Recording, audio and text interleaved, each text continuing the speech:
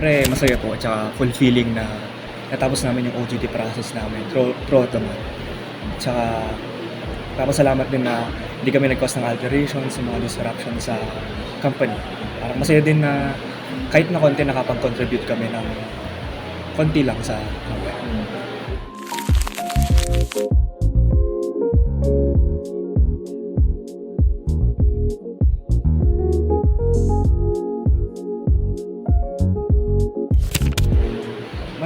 Marami kasi given na parang hindi align yung tinitake ko na program ngayon sa binigay na task sa'kin dito sa company.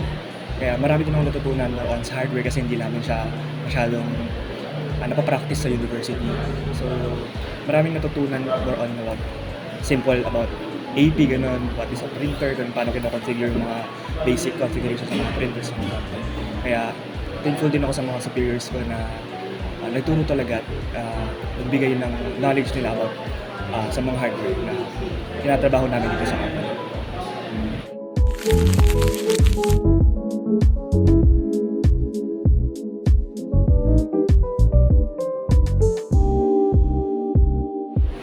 Siguro wag tayong like sa mga superiors na wag mahihiyang magbigay ng trabaho sa mga OJTs kasi they feel na hindi nila kayang gawin to o kaya mas or nahihiya silang ipagawa yung mga bagay nila. Siguro mas nagbe-benefit yun sa amin mga OJT na magkaroon talaga ng trabaho, may pinagtatrabahuhan kasi parang yun talaga yung pinaka goal namin dito sa company.